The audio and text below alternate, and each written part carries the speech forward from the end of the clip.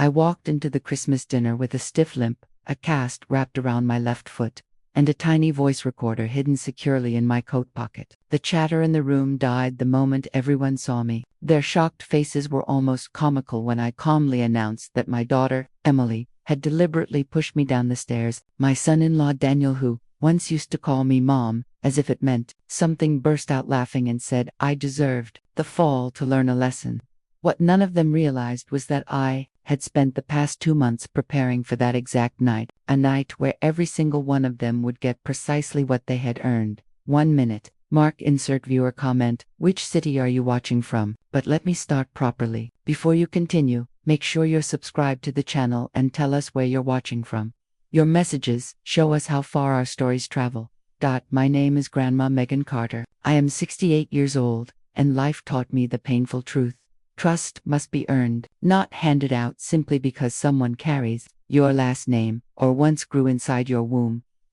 Everything began 3 years ago when my husband, Richard Carter, died suddenly from a fatal heart attack. We had been married 35 years, 3.5 decades of building a life, raising a family, and growing a humble bakery into a small chain with 4 thriving locations across New York City. Richard was everything to me, my partner, my anchor, my home. When he left, the world hollowed out. I felt like I was walking around with only half of myself at the wake. My son-in-law Daniel and my daughter Emily arrived together. Daniel hugged me too tightly, almost squeezing the air out of me, and held on too long. Back then, I mistook it as grief and comfort.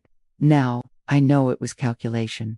They lived in a rented apartment far from Brooklyn and would visit maybe once a month. But after the burial, their visits increased like clockwork. Soon it was every week. Daniel insisted that I shouldn't live alone in my big house. He expressed concern about my mental health, my safety, my vulnerability. Emily nodded sweetly beside him, always agreeing, always smiling with that gentle face I had not yet learned was nothing but a mask. I resisted. I tried, but the silence of the house, without Richard, the empty rooms, the cold bed, everything, pushed me toward loneliness. Eventually, I gave in. For months after becoming a widow, Daniel and Emily moved into my home. They started slowly, a few bags here, boxers there. Then they filled the guest room, then the garage. Then every corner of the house had something of theirs, as if my home had always belonged to them. In the beginning, I confess, it was comforting. Hearing footsteps again, hearing laughter, hearing anything other than the echo of loss. Daniel cooked Sunday dinners. Emily accompanied me to the farmer's market. For a moment, I felt like life had returned, but I was a fool. Richard had left behind a significant inheritance. The house itself was valued at over $2 million. The bakeries were still producing strong monthly profits, and he had accumulated robust savings. In total, the assets were near $4 million. Daniel, being married to Emily, assumed he was the natural future controller of everything. But while I was alive, everything legally belonged to me. 6 months after they moved in, Daniel approached me on a warm Sunday afternoon. I was watering my garden, a quiet moment of peace, when he came to me wearing that familiar expression I recognized since he was younger, when he wanted something but pretended to be embarrassed about asking. He told me his company was restructuring and that he might lose his job. He needed $50,000 to take a specialization course that would secure his future as a mother figure. How could I refuse? I transferred the money the next morning. 3 weeks later, Emily entered my bedroom with teary eyes and trembling hands. She explained that her mother needed a surgery, urgently costing $30,000. She apologized for even asking. Of course, I paid. We were family. Then the requests multiplied. That September, Daniel needed $40,000 for an investment opportunity he swore would double quickly. October, Emily needed $25,000 to repair her car after an accident. November, Daniel needed another $30,000 for a business partnership that never existed. By December, I had lent $230,000, and not a single dollar had returned. Every time I asked, they dodged the topic, changed the subject, or made vague promises. Then came the Sunday morning that changed everything. I woke up early and went downstairs to make coffee. The house was silent to silent. I put the kettle on, and that's when I heard voices coming from Daniel and Emily's bedroom. The hallway carried the sound, each word hitting me with cold clarity. Emily's voice drifted out, first calm, casual, chilling. She asked Daniel when I was finally going to die. Just like that, my entire body froze. Daniel nervously laughed and told her not to say such things. But Emily continued. She said I was 68 and could live another 20 or 30 years and that they couldn't wait that long. They needed a way to speed things up, or at least make sure everything would be transferred to them cleanly when I eventually passed. The mug in my hand nearly slipped. My own daughter and son-in-law were discussing my death like it was a scheduling inconvenience. Daniel tried to defend himself weakly, but Emily pushed harder. She complained about how much they had already taken. Daniel estimated around $200,000 and she replied they could still squeeze another $100,000 or more before I caught on. Then she talked about my will, about obtaining power of attorney, about manipulating me into signing financial control over to them before I became, as she said, senile. I walked back upstairs with trembling knees. For the first time since they'd moved in, I locked my bedroom door. I sat on the bed Richard and I once shared and cried, not because of physical pain, but because my heart had been shattered by betrayal. That was the day the old Megan Carter died, the naive mother who believed family would never harm her, the woman who trusted blindly, the widow who welcomed snakes into her home. She died on that cold morning. And a new Megan was born, one who understood the battlefield she was living in, one who was ready to defend herself, one who would show Daniel and Emily they had chosen the wrong victim. For the next days, I watched quietly. I acted the same, sweet, fragile, dependent, but inside, I was assembling a puzzle I hadn't realized existed. Noticed everything now. How Emily appeared the moment the mailman delivered bank documents, how Daniel avoided eye contact when the bakeries were mentioned, how conversations halted abruptly whenever I entered a room. All the pieces connected into a dark, ugly truth. I needed facts, solid facts. So I scheduled a meeting with our longtime accountant, Robert Monroe, a quiet 60-year-old who had handled our bakery finances for years. I asked him for a full review of all personal and business transactions from the past year. What he uncovered in 3 hours made me sick. Not only had I knowingly lent $230,000, but there were unauthorized withdrawal, small amounts over time from the bakery's accounts. $2,000 here, $3,000 there, always on Thursdays, always. Signed digitally, using my access, which Daniel conveniently managed. In total, they had stolen another $68,000, nearly $300,000 gone. Robert asked whether I wanted to file a police report. I told him not yet. First, I needed a full accounting report and for him to revoke every power of attorney Daniel had. When I left his office, I sat at a cafe for over an hour, staring into a cup of untouched tea. The money wasn't the painful part. The betrayal was. My own daughter and son-in-law saw me as an ATM. They laughed behind my back. They planned for my death. They waited for me to disappear so they could take everything Richard and I built. They thought I was weak. They thought I was blind. They thought they had already won. They had no idea. I was just getting started. When I arrived home that afternoon, they were sitting comfortably in the living room watching television. Emily looked over her shoulder, flashed her usual sugary sweet fake smile, and asked if I wanted something special for dinner. My son-in-law Daniel put on his concerned, attentive facade, and commented that I looked tired playing the role of the devoted, caring son-in-law he wished the world would praise him for. I told them I was fine, just a mild headache, and started up the stairs. But before reaching the landing, something made me turn around. I looked at them carefully, really, looked as if seeing the truth in their bodies for the first time since they moved in. I saw Emily curled on the couch like she owned the house. Daniel's feet were propped arrogantly on the old coffee table Richard and I had bought during a weekend trip upstate. They lounged there, with an entitlement that stung like acid. They did not simply live in my house, they inhabited it, as if it were already theirs, by natural right. That night, lying in bed, the decision formed in my mind with icy clarity. I would not throw them out. I would not scream. I would not confront them. That would be too quick, too merciful. They had spent months manipulating me, draining my accounts, plotting my downfall. They deserved something more intricate, something patient, something that mirrored their own methods. So the next morning, while Daniel was at work and Emily was out pretending to meet clients, I went into their bedroom and tore through everything with methodical precision. I didn't care about privacy or decency, not after what they had done. I found plenty inside. A folder carefully tucked behind sweaters. I discovered photocopies of my old Wiltha version, where everything went to Daniel. There were written valuations of the house and the bakeries, even notes estimating expected profits after transfer of control, as if they had already scheduled my demise. Then came the folder of screenshots taken from a group chat named Plan S. In it, Emily's friends discussed strategies for obtaining power of attorney from elderly people. One of them recommended a specialized lawyer, an expert in this type of exploitation. But the worst discovery lay in a small notebook hidden in her lingerie drawer diary. Emily had written detailed observations about me,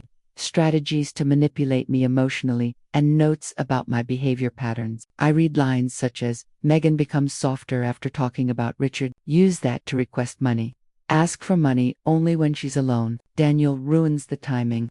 She leaves the house around 10 a.m. on weekends, perfect for going through her documents." Each page tightened something inside my chest. She had studied me like a subject to my reactions, weaknesses, routines, so she could exploit me more efficiently. She even tracked my outings and the friends I visited as if she were monitoring a target.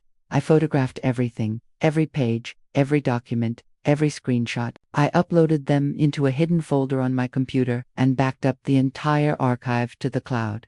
If they wanted to play dirty, I was going to show them they had chosen the wrong opponent. In the following days, I acted normal, polite, calm, predictable, but my eyes were sharp as knives. I caught Emily going through my mail when she thought my back was turned. I saw Daniel whispering on the balcony, lowering his voice every time I approached. They exchanged glances whenever I mentioned headaches, fatigue, or anything remotely connected to my health.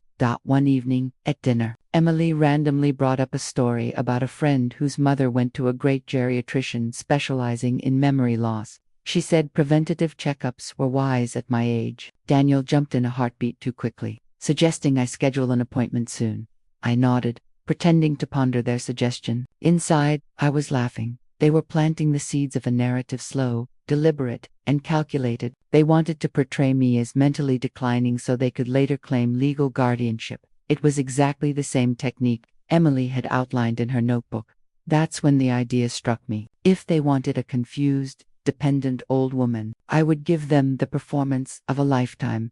I began slowly. I pretended to forget small things. I asked the same question twice. I accidentally left the kettle on. I hesitated before answering simple queries. Nothing dramatic, just subtle strokes to feed the picture they wanted. Emily swallowed the bait instantly. She started making pointed comments to Daniel, loud enough for me to overhear, about my forgetfulness. Daniel joined in, suggesting perhaps it was time I let him help with the bakeries, financials, since it might be too much for me. On the outside, I seemed worried and grateful. Inside, I documented everything. I recorded their conversations. I wrote down dates and behaviors. I made audio clips, video clips, and saved every whispered comment. But I wanted more, so I discreetly hired a private investigator named Mitch Sullivan, a retired police officer with a reputation for discretion. I wanted to know exactly where Emily and Daniel went when they left the house, who they spoke to, what they did, and what secrets they kept. 2 weeks later, Mitch met me in a cafe across town. He carried a thick folder and an expression of grim sympathy, an expression that told me the truth before he even opened his mouth. The report began with the basics: their daily routines, favorite locations, the people they frequented. But very quickly, the pages turned dark. First, the apartment. They had never canceled the lease despite claiming they had. In fact, they had renewed the contract. Mitch had photos of them entering and leaving multiple times a week, carrying expensive shopping bags, imported wines, and meals from luxury restaurants. They were living in my home for feeding my food, using my electricity, while maintaining a second apartment as their playground, funded entirely by me. Next came Emily's work life, her fantasy of one. She wasn't meeting clients at all. Her outings consisted of spas, upscale hair salons, and luxury malls. She pampered herself with my money, living like a wealthy socialite, while I, the woman whose blood built the fortune, lived modestly. Then came the discovery of Julian Hayes, a lawyer specializing in probate manipulation and legal incapacitation. Mitch confirmed that Emily had already consulted him about the steps required to obtain guardianship over an elderly person, showing signs of cognitive decline. My stomach twisted. They were not merely stealing money. They were preparing to legally imprison me, strip me of autonomy, control, and dignity until they drained everything. And then Mitch uncovered something deeper, something worse. Before marrying Daniel, Emily had been married to a 72-year-old man for only 11 months. The man died of natural causes, and she inherited nearly $500,000. His family tried contesting the will but failed. She walked away with a fortune. 2 years later, she met Daniel in Easy Mark, a young man, the only child of a recently widowed woman with millions in assets. She was not an opportunist. She was a predator, a professional-level manipulator. Daniel was either a willing accomplice or her puppet. Mitch even had photos of Julian the lawyer. She consulted a sharply dressed man with the confidence of someone who knew how to twist the law. His firm specialized in guardianship cases that skirted the edge of morality. I asked Mitch to continue digging, especially into Emily's first marriage and any suspicious financial movements. He promised updates within 2 weeks. I left that cafe with the folder hidden in my purse and a clarity so sharp it felt like steel in my veins. That night, I excused myself from dinner, pretending to have a headache. Upstairs, I spread the report across my bed and studied every page, connecting threads I had previously missed. Their plan became undeniable. Step 1. Drain my accounts, slowly. Step 2. Build a narrative of cognitive decline. Step 3. Obtain guardianship using Julian's step. 4. Control my fortune while waiting for me to die naturally, or with a little help. Given Emily's history, my hands shook, but not from fear, from resolve. I wasn't going to merely protect myself. I was going to destroy their plan. The next morning, I scheduled an appointment with my trusted lawyer, Dr. Arnold Turner, choosing a day when Daniel was traveling and Emily had claimed to be visiting her mother. When I walked into his office, he greeted me warmly and offered coffee. I told him I needed to change my will significantly. First, I removed Daniel completely. Instead, the bakeries and half my savings would go to a charity for underprivileged children. The house and remaining funds would go to my nephew Rihanna, young man who had never once asked me for a dime. Daniel would receive only $100,000, just enough to prevent him from legally claiming I had forgotten him, but not enough to reward betrayal. I also wrote a sealed letter explaining why. Then we created a healthcare power of attorney, naming my lifelong friend, Sarah, as the decision-maker if I ever became incapacitated. Any attempt by Emily or Daniel to drug me, institutionalize me, or force medical decisions would crash into a legal wall they could never climb. I left the lawyer's office feeling a strange, quiet relief settled deep into my bones. It wasn't victory, not yet, but it was the first solid step toward it. Now even if something happened to me, my son-in-law, Daniel, and my daughter Emily would never get what they had been scheming for. All their planning, their manipulation, their greed would eventually collapse into dust. But I wasn't planning on letting anything happen to me. No. I wanted to live long enough to see the look on their faces when they finally understood that they had already lost. November rolled into Los Angeles with that heavy, suffocating heat that makes the air feel too thick to breathe. It had been almost 4 long months since I uncovered the truth about Daniel and Emily, and I had spent every single day building my case against them brick by brick. Mitch kept digging, and God, did he uncover a mountain of filth that we discovered. Emily was meeting Julian the lawyer they had secretly hired every single week at their hidden apartment. Mitch even got photos of them entering the building, plus audio recordings proving they were preparing documents to declare me mentally incompetent. In one recording, I heard Julian calmly explain that they would need medical assessments to prove my cognitive decline. He even recommended a doctor. He controlled someone willing to diagnose me with memory issues for an extra envelope stuffed with cash. It was corruption. In its purest form, a well-engineered plan to twist the legal system and take everything I had worked for. And Emily, she simply asked how long it would take. Julian told her that with fabricated evidence and witness statements, they could have the guardianship approved in 2 or 3 months. After that, they would have total control over my finances, medical decisions, my entire life. They discussed my future the way businessmen discuss real estate. No guilt, no hesitation, no remorse. That was the moment I realized I wasn't fighting weak morals. I was fighting criminals. So I began closing the net around them, but silently, strategically. They still believed I was clueless, and I wanted it to stay that way. One Thursday night at dinner, I casually mentioned I was thinking about selling one of my offerings, the least profitable one, because I wanted to simplify my life. Daniel nearly choked. Emily froze, like she'd seen a ghost. They spent the entire meal insisting I was confused, that selling the bakery was a mistake. Their panic had nothing to do with concern for me. It was fear that I might shrink the empire they planned to steal. 2 weeks later, I dropped another little bomb. I told them I had an appointment with a lawyer to update my will.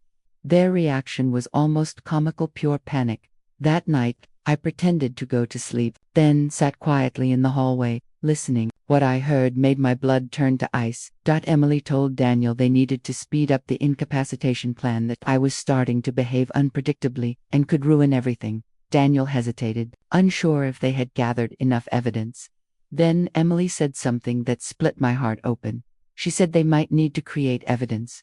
Daniel asked how. Her answer: medication mixed into my food, small accidents to make me look physically unstable, anything to craft the picture of a declining old woman. For the first time in months, real fear wrapped around me. I realized they weren't just willing to steal from me, they were willing to harm me, injure me. I sat in my room afterward with shaking hands, crying silently, not out of weakness, but out of heartbreak. The son-in-law I treated like my own child, the daughter I trusted with everything, they were planning to destroy me. The next day, I told Mitch everything. He wanted to go straight to the police, but I told him to wait, because I had a better plan. If Emily wanted me to look confused, I would give her confusion, a whole lot of it. But all of it controlled, all of it documented. I began acting like a fragile grandmother, forgetting harmless things, misplacing items where they were obvious, repeating small questions, nothing dangerous, just enough to feed their greed. Meanwhile, my hidden cameras recorded everything, every glance, every whisper, every manipulative smirk. Emily took the bait. She even invited friends over so they could witness my decline. What she didn't know was that the cameras captured her laughing after I left the room, bragging about how soon she would have access to all my money. Daniel joined in too. He began bringing bakery documents home, examining every signature I made, searching for tremors. So I gave him tremors on some days, perfectly steady signatures on others. Inconsistency is a powerful weapon. Then everything changed on a December afternoon 3 weeks before Christmas. I returned from the supermarket, climbed the 3 steps to my porch, and suddenly, 2 strong hands shoved me from behind. I fell sideways onto the concrete. The pain was immediate. I felt my foot snap. I looked up. Emily stood at the top of the stairs, her face cold, emotionless, satisfied. Before I could speak, Daniel appeared beside her and laughed. Not a nervous laugh, a pleased, approving laugh. Then he said the words that burned themselves into my soul. That's to teach you a lesson. They went inside. They didn't look back. They didn't call for help. They left me lying there like trash. My neighbors found me, thank God, and rushed me to the hospital. On the way, with pain slicing through my leg, I made a decision. This was their last mistake. In the ER, I called Mitch. He asked if the porch camera had recorded the attack. I had forgotten all about the tiny hidden camera inside the porch lamp. Mitch ran to check. 2 hours later, while I sat in a wheelchair with a cast up to my knee, he messaged, "We got it." The camera had recorded every second. Emily looking around, her deliberate shove, my fall and scream, Daniel laughing, and his cruel words, refutable evidence of assault. Surgery went well, painful, but successful. I was discharged on December 23rd. Emily picked me up, acting like the perfect daughter, fake concern, dripping like honey. Daniel helped me inside with a tender performance that could have fooled any outsider, but I ate nothing they gave me. That night, I locked my bedroom door and called Mitch. He said he had compiled all the camera footage from the last 2 months, and now we had everything. And Christmas was only 2 days away, a Christmas none of us would ever forget. I told Mitch about my Christmas plan, in full detail. He paused for a moment, inhaling sharply, and then asked if I was absolutely sure. What I was about to do would tear my family apart in a way that could never be undone. I told him the truth my family had already shattered the moment Daniel laughed at my pain and said I deserved to be hurt. What I planned to do on Christmas Day was not destruction, it was confirmation and justice. Mitch agreed. He said he would coordinate with the officers so they were in the right place at the exact right moment. He also contacted Dr. Arnold, my lawyer, and Robert, the accountant. Everyone needed to be prepared. On the 24th, Christmas Eve, the house felt unnaturally tense. Emily had decorated every single corner of the place as if drowning the home in ornaments would magically create the illusion of a happy family. Jeffrey brought home an expensive turkey and imported wines. They wanted a grand celebration. Of course they did. They believed they had already won, that because my foot was broken, because I depended on them physically, because I looked fragile, I was finally in the position they wanted, silent, compliant, manageable. The assault on me hadn't been spontaneous cruelty, it had been calculated. They wanted to turn me into an invalid they could control. What they didn't know was that their violence had simply accelerated their downfall.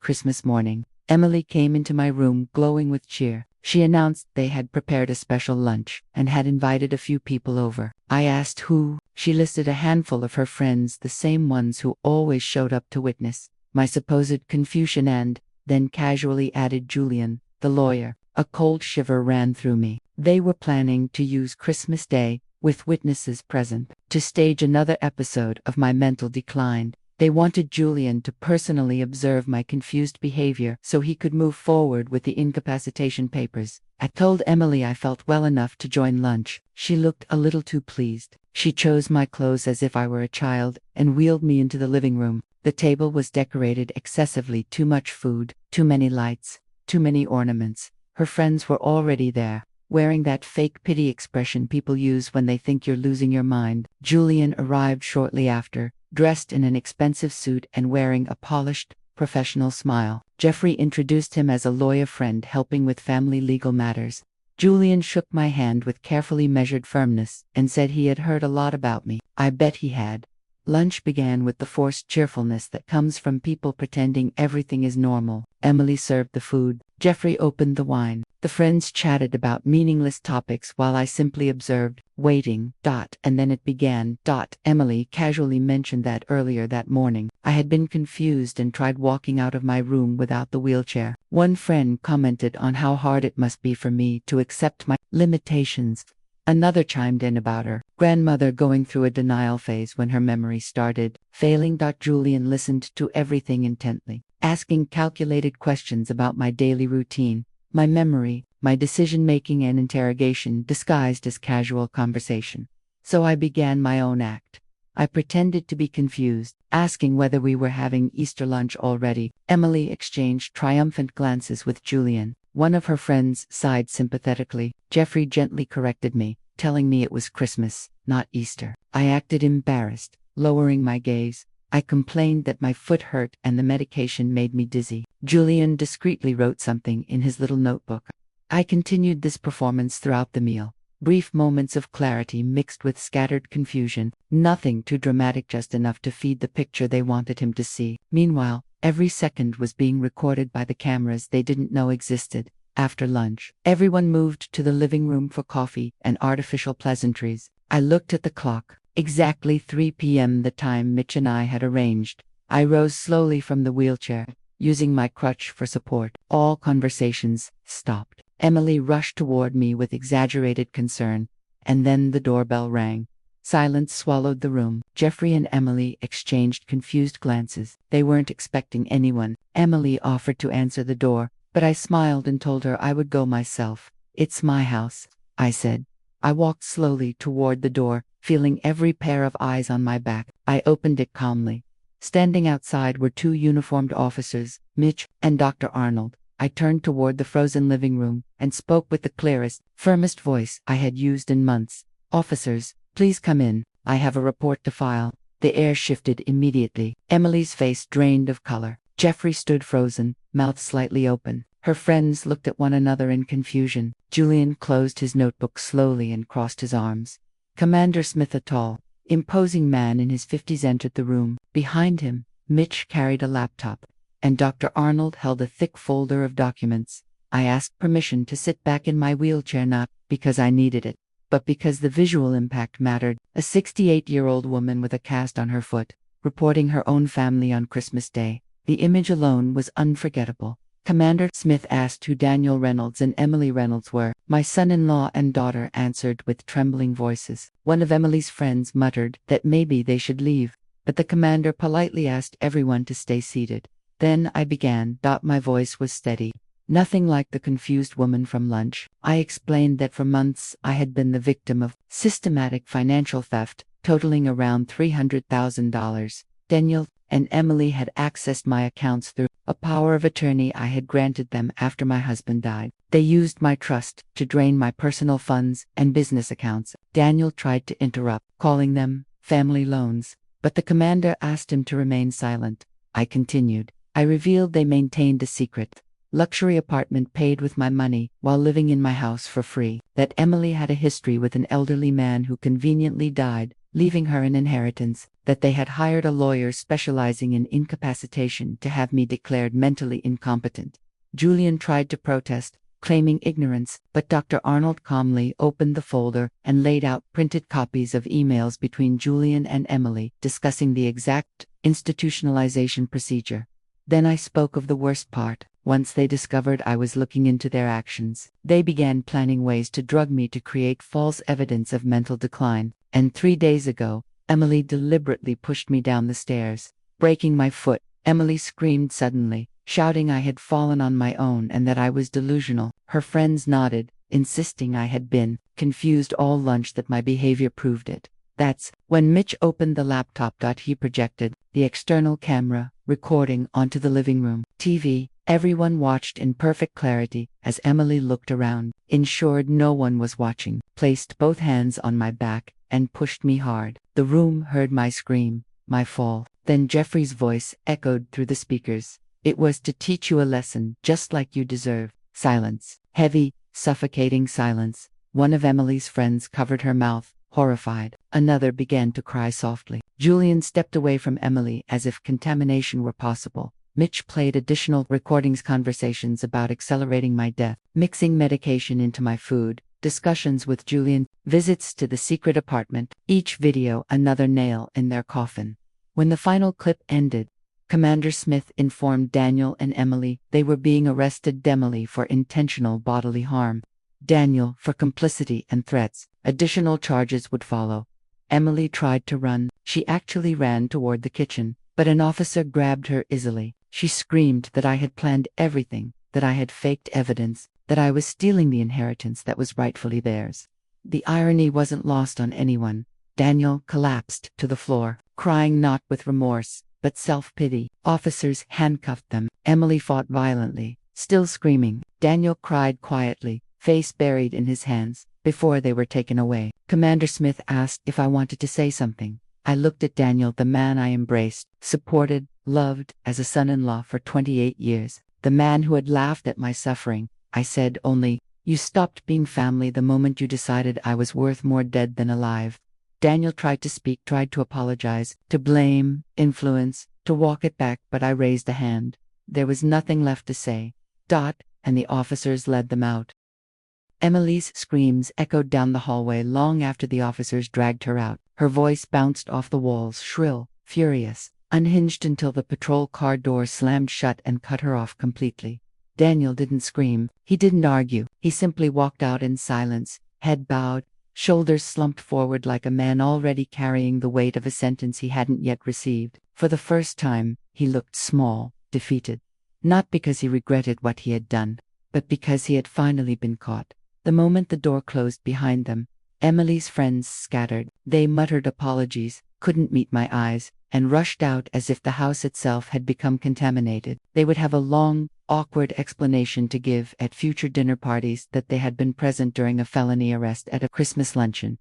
Julian tried to slip away quietly, pretending he had nothing to do with any of it. But Dr. Arnold intercepted him right at the door. I heard the cold firmness in his voice as he said, "The Bar Association will be notified first thing tomorrow. You won't wiggle out of this."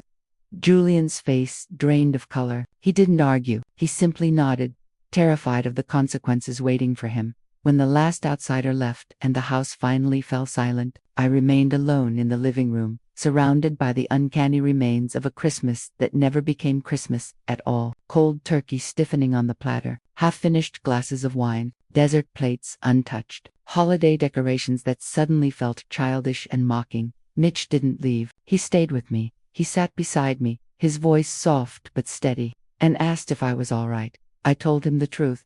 "I don't know. Because, how could I know? Part of me felt light enough to float. The threat was gone. The shadows had lifted. My safety, for the first time in months, was real and solid.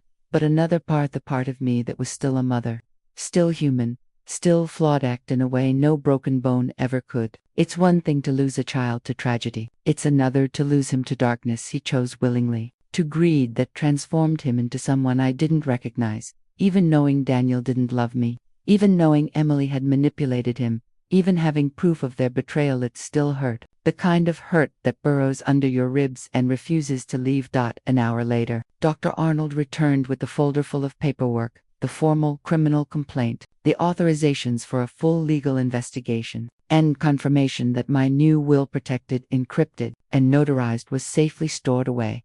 I signed everything without trembling, without fear, without hesitation.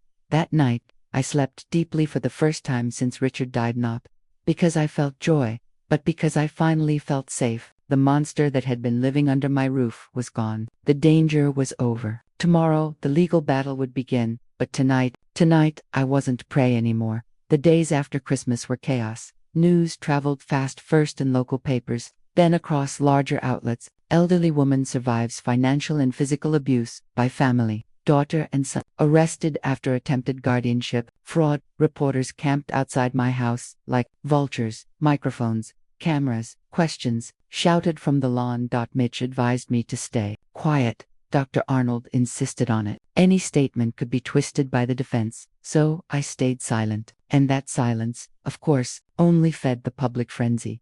The investigation deepened on. What the detectives uncovered about Emily was far darker than we ever imagined. She didn't just have one older husband who passed away conveniently. She had two. The first, 65-year-old businessman, of a heart attack just 6 months after she married him. She inherited an apartment and about $200,000. The second, the 72-year-old gentleman, I had already known about, left her even more. In total, she had collected over $1 million from the deaths of 2 older men. Deaths that, while ruled natural at the time, suddenly seemed a little too tidy, a little too timely. The police reopened both cases. Bodies were medical reports relatives interviewed, a toxicologist reviewed everything and pointed out the horrifying pattern. Both men had developed sudden heart problems, unstable blood pressure, unexplained confusion, and dangerous false symptoms consistent with slow poisoning. Small doses, time-released decline, perfectly camouflaged under the umbrella of old age. A chill crawled through my spine when I heard it. I realized I had been inches away from becoming victim number 3. If I hadn't overheard those plans, if I hadn't stopped eating Emily's food, if I hadn't taken action, I would have died quietly, naturally, without anyone questioning it. My obituary would say health complications, and Daniel and Emily would be living in my home, running my bakeries, spending my life's savings. As for Daniel, the detectives found his own secret. Gambling debts, almost $100,000 in loans from dangerous lenders, debt that existed even before he met Emily.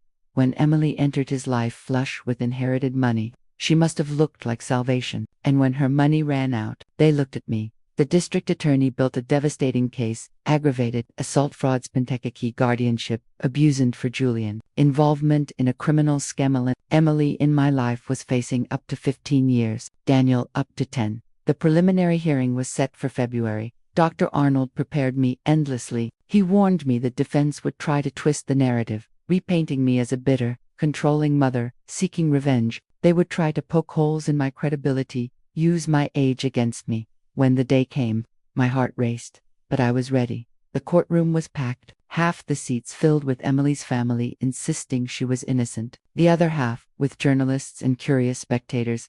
I entered on my crutches, my cast still visible, the perfect truth of what had been done to me. Daniel and Emily were already seated. Daniel looked at me with something close to shame. Emily glared with unfiltered hatred, no sweetness, no fake kindness, no masks, just raw venom. Judge Henry Collins, a strict man in his 60s, opened the hearing. The prosecutor, Dr. Patricia Mendez, an expert in elder abuse cases, presented everything: financial theft, fraudulent withdrawal, secret, luxury apartment audio, recordings planning my death, manipulation, the threats, the guardianship skimming. Finally, the video of Emily shoving me down the stairs while Daniel laughed and justified it. You could feel the room shift. horror, disgust, people shaking their heads. Even Emily's own aunt quietly cried in the second row. My testimony came next. The judge allowed me to sit. I answered every question with steady clarity, no dramatics, no exaggeration. I told them when I first noticed the missing money. I explained how it felt hearing to people I housed, fed, and loved plot my death. I described the shove on the stairs, the pain, the humiliation, the realization that I wasn't safe in my own home. And when I finished speaking, the tears on my cheeks weren't strategy. They weren't performance. They were the grief of a woman who had been betrayed by the people she once believed were her family.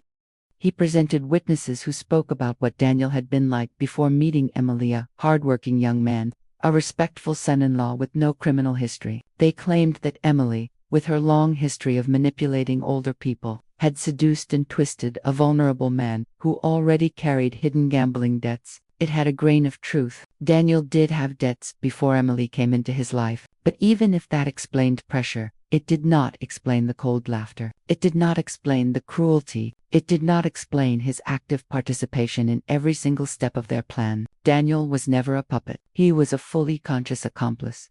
For 2 long weeks, witness after witness took the stand. The toxicologist laid out technical, chilling details showing how Emily's previous husbands were almost certainly poisoned. Relatives of those men testified about sudden personality shifts after the marriages, about how Emily isolated her husbands from family, and how their convenient deaths resulted in large inheritances. Robert presented financial records that left zero space for doubt. The diversions were intentional, systematic. Mitch took the stand, recounting his investigation, the photographs of the secret apartment, the meetings with Julian, the puzzles slowly coming together.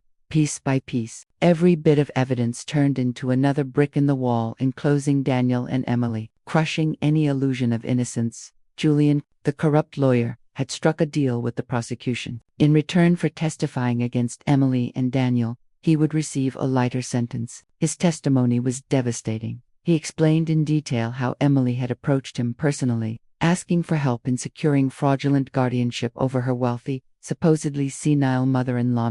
He described how she requested names of doctors who would be willing to create false evaluations, witnesses who could be bought, and how the end goal was to have me declared incompetent, seize full control of my finances, and then, using his exact words, wait for nature to take its course, with or without help.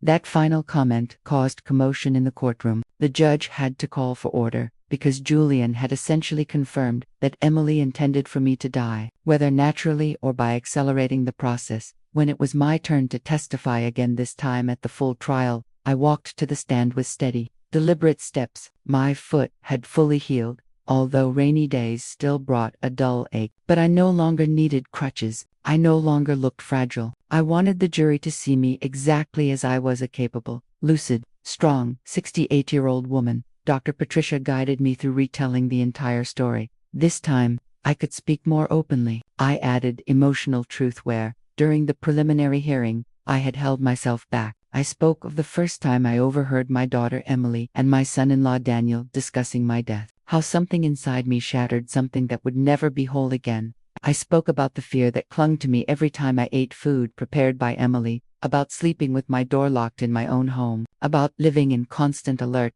And how every fake smile, every word of affection from them, felt like a knife, because I knew it was all performative, part of the plan. Then, I told them about the staircase, about the instant before the shove, when Emily's eyes met mine. I hadn't seen anger. I had seen cold calculation. I described the physical pain of bone-breaking, yes, but more than that, the emotional agony of realizing that my own son-in-law, someone I had treated like family, had approved that violence against me. When I finished, several jurors wiped tears discreetly. Some refused to look at Daniel and Emily, as if their presence alone tainted the air. The cross-examination was brutal. The defense tried to paint me as a controlling elderly woman who couldn't handle losing influence over her adult daughter. They suggested I was manipulating Daniel and Emily using my financial power, and that my loneliness as a widow made me misinterpret innocent behaviors. I countered each accusation calmly, with facts instead of feelings, bank statements, not emotional wounds, recordings, not assumptions, patterns, not paranoia. They could not break the truth. Then Emily's lawyer made a fatal mistake. He dismissed what happened to me as a simple fall, asking if I didn't think I was being the future of two young people with imprisonment, stared right at him and answered, "A simple fall. My foot was fractured in 2 places. I needed surgery metal pins. I was incapacitated for weeks. And you heard the recording. The assault was the shove that caused the fall. And you heard him." Daniel said, "I deserved it. None of this is simple. None of this is accidental. It was premeditated violence against a 68-year-old woman by people who should have been protecting me." The jury watched me with mixed expressions: pity for me, fury for Emily and Daniel, exactly the reaction honesty deserved. The trial went on for 3 weeks. More witnesses, more documents, more experts. The defense brought psychologists who tried to explain that good people can do bad things under enough financial pressure. The prosecution responded with specialists in elder abuse who showed that Emily and Daniel followed the exact behavioral patterns found in hundreds of similar crimes. Finally came the closing arguments. Dr. Patricia delivered a powerful speech about society's failure to protect the elderly, about familial trust being used as a weapon, about how justice needed to be done not only for me, but to send a message that such predatory behavior would not be tolerated. The defense pleaded for mercy, for second chances, for shortened sentences, but their words felt weightless against the mountain of evidence. The jury retired for deliberation on a Friday afternoon. They warned it could take days. Emotionally drained, I returned home and waited. Clara, who had come back to stay with me, kept me company talking about anything other than the trial. The verdict arrived Monday morning. 3 days relatively quick. Quick verdicts usually meant clarity. I returned to the courthouse with Clara at my side. The courtroom felt like a sealed container of tense silence. Emily stared straight ahead, her face a stone mask. Daniel bit his lip, hands shaking in his cuffs. The judge entered. Everyone stood. The jury forewoman, a stern woman in her 50s, read the verdict slowly. Regarding the charge of aggravated assault, we find the defendant, Emily Reynolds, guilty. Clara squeezed my hand. Regarding the charge of froth, we find the defendants, Emily Reynolds and Daniel Reynolds, guilty. Regarding the charge of conspiracy, we find the defendants, Emily Reynolds and Daniel Reynolds, guilty. Guilty on all counts. Emily didn't flinch, but I saw a tear fall, not remorse, but rage. Rage at being caught. Daniel's shoulders collapsed. He sobbed quietly. The judge announced the sentences. Emily, 12 years in state prison, no parole before half served. Daniel, 8 years, parole possible after 1, due to partial cooperation, and no prior criminal record, but fair. Emily would be nearly 40 when released. Daniel, 36. Their lives as they knew them, gone. A small ache pricked inside me watching Daniel being led away. Maternal instinct doesn't die easily, even when the person betrayed you deeply, but stronger than the ache was relief. Justice had finally been done.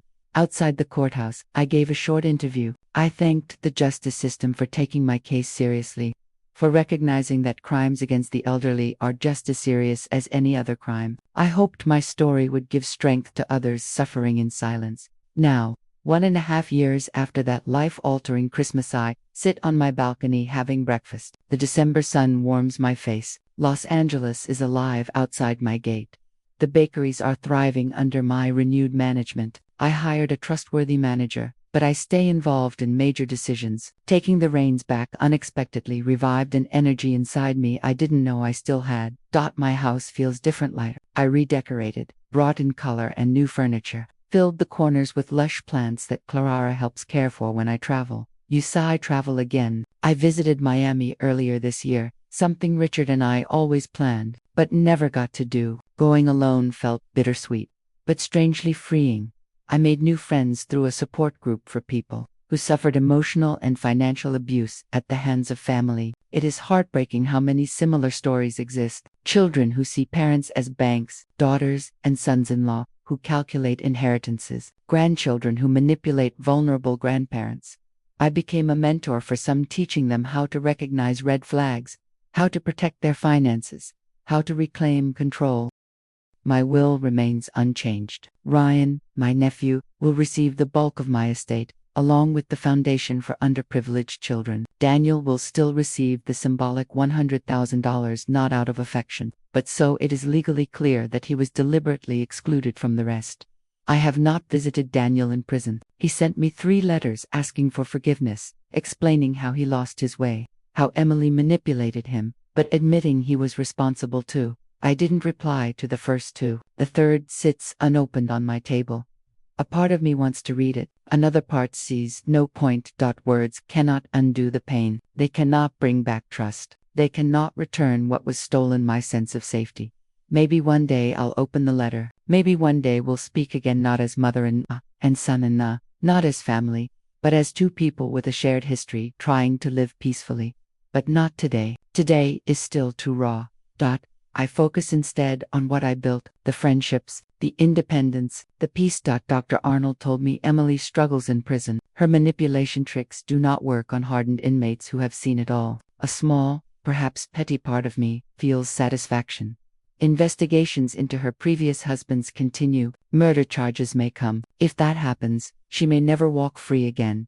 At night, the nightmares still come sometimes. I dream of falling down the stairs again, of waking up with them still in the house, of being poisoned without knowing. I wake drenched in sweat, my heart pounding, until I remember I am safe. They are gone. The danger is past. My therapist says this is normal. Trauma takes time. The nightmares are slowly fading. What have I learned? That trust is precious, that even family can be predators, that being elderly does not make you weak, that survival is more than breathing, it is choosing to live again. I look at the scars on my footmarks, where metal pins once held the bones together. Some would see them as proof of victory. I see them as proof of victory. Grandma Megan Reynolds is no longer the naive widow who trusted blindly. She is a woman who faced betrayal, fought it, and won. If my story helps even one person recognize abuse early, helps one person speak up before it's too late, then everything I endured will have meant something, because in the end, it was never about the money. It was about dignity, safety, justice. About proving that even a 68-year-old widow with a fractured foot can be far more resilient than two younger criminals ever imagined. Finish my coffee and rise to begin my day. I have a bakery meeting, lunch with Clara, and a painting class later. A normal life, a good life, my life, exactly as it should be. The nightmare is over, and I, Grandma Megan Reynolds, am more alive than ever. Now if you enjoyed this story, subscribe and tell me in the comments which part left your jaw on the floor. And don't forget to become a member for exclusive videos I don't post here. I'll see you there.